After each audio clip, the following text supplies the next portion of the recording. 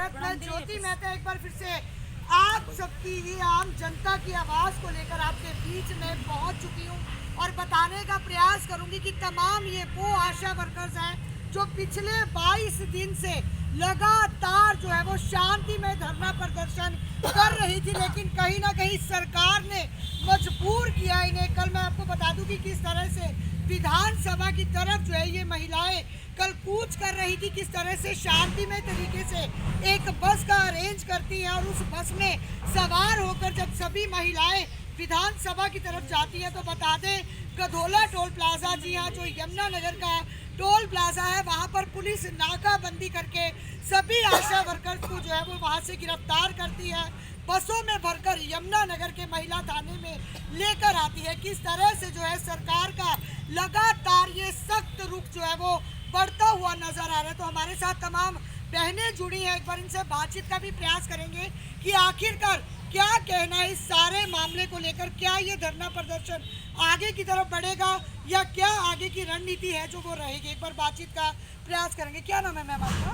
मैं राजेश कुमारी जी राजेश कुमारी जी, क्या कल जो कुछ कल हुआ आप लोगों के साथ बहुत ही वो ये कह सकते हैं कि शर्मनाक घटना थी, जिस तरह से सभी आशा वर्कर्स को जो है वहाँ से बसों में लिया गया और उसके बाद महिला थाने में ले जाया गया, वहाँ पर भी जाकर बहुत सारी बहस हुई। क्या कहेंगे इस सारी बातों को लेकर?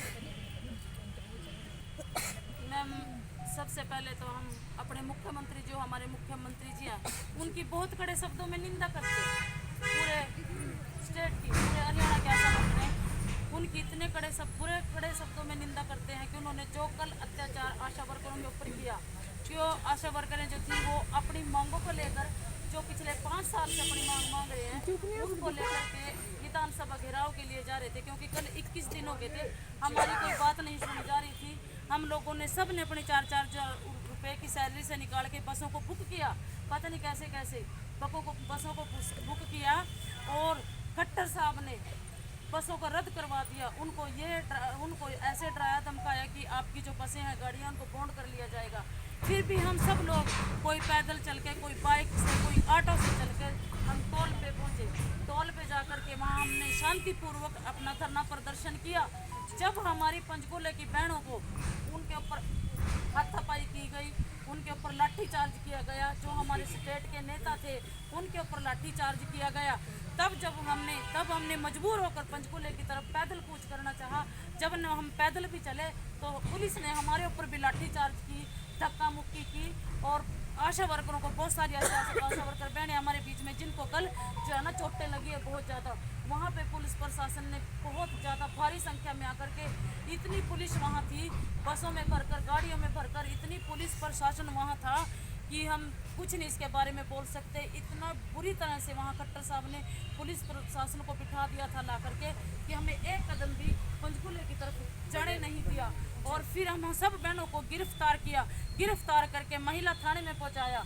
महिला थाने में पहुँचा कर भी सभी बहनों के ऊपर पुलिस प्रशासन थाने के अंदर था कि हमारी जो आशा वर्कर बहनें थी वो वॉशरूम के लिए वॉशरूम करने जा रही थी, वॉशरूम को भी ताला लगाया गया। यानी पूरी तरह से जो है आपके ऊपर अत्याचार हमारा शोषण किया गया, प्रताड़ित किया गया आप लोगों को। हमारे घर पुलिस भी भेज गई, वॉशरूम का ताला लगाया गया। पुलिस प्रशासन ने वहाँ भी बहुत सारी बदसलूकी की आशा बहनों के साथ। और जब हमारे साथी जो स्टेट के साथी थे पंचकूला से, उनको 11 बजे बस में बिठा लिया। 11 बजे से लेकर रात 10 बजे तक हमारे साथियों को नहीं उतारा गया। कहीं उनका 4 घंटे पहले पानी की बोतल ख़त्म हो गई थी, उन साथियों को वॉशरूम जाना था, उन साथियों को पानी पीना था। हमारे उन साथियों को बस नहीं रोकी, सुबह 11 बजे से चल के रात 10 बजे तक बस नहीं रोकी। उनको पूरे ऐसे ही घुमाते रहे, पानी नहीं पीने दिया, वॉशरूम नहीं करने दिया।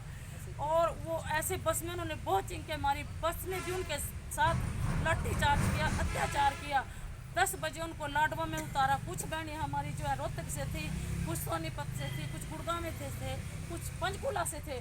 उनको ऐसे ही रास्ते में बीच सड़क में लाडवा उतार के चले गए। जी, बता दें कि अंग्रेजों के समय में इस तरह की तानाशाह सरकार जो है वो देखने को मिली थी, लेकिन बीजेपी के राज में जहां बेटी बचाओ बेटी पढ़ाओ का नारा लगाया जाता है और उस राज में यमुना नगर का जो सच्चाई थी वो आज जो है इस बहन द्वारा सारी सच्चाई बताई गई कि किस तरह से पानी तक बहनों को जो है वो पीने को नहीं मिला, वॉशरूम जाना था वहाँ पर ताले लगा दिए गए, किस तरह से बहनों को जो है वो टॉर्चर किया गया, लगातार बहनों को प्रताड़ित किया गया। क्या रहेगा आपका अगला कदम? हमारा तो टारगेट यही है जी, जब तक सरकार हमारा न्यूनतम 26,000 रुपये लागू नहीं करती, हमें पक्के कर्मचारी घोषित नहीं करती, ये धरना प्रदर्शन ऐसे ही चलेगा। और अगर किसी की मातृ मृत्यु या बच्चा मृत्यु होती है, आशा वर्कर उसके लिए जिम्मेवार नहीं, उसके लिए प्रशासन जिम्मेवार है, उसके लिए खट्टर साहब जिम्मेवार हैं, उसके लिए स्वास्थ्य मंत्री जिम्मेवार है, आशा वर्कर बहने कोई जिम्मेवार नहीं है इसके लिए। तो ये इसी और तरह हम से दोबारा फिर कड़ी शब्दों में निंदा करते हैं, स्वास्थ्य मंत्री की निंदा करते हैं, खट्टर साहब की निंदा करते हैं, हम ऐसे पीएम की, ऐसे प्रधानमंत्री की, जिन्होंने आशा वर्कर बहनों के एक आशा वर्कर बहन पूरे हरियाणा के अंदर लाठीचार्ज करवाया, हम कड़े शब्दों में निंदा करते हैं। हमारा खाना भी छिना और आगे से खट्टर साहब तक ये हमारा मैसेज पहुंचाया जाए। खट्टर साहब ध्यान से सुन ले, जैसे हमने भुट्टा का जो है ना सुपड़ा साफ करा था, ऐसे ही खट्टर साहब आप कबूतरों को दाना डालेंगे, आपको एक भी वोट नहीं मिलेगी। पूरे हरियाणा की आशा वर्करें हैं जो ये आपसे वादा करते हैं, आप अपने खाली डिब्बे को उठा करके लेके जाएंगे, दोबारा जिंदगी में कभी मुख्यमंत्री नहीं बनेंगे।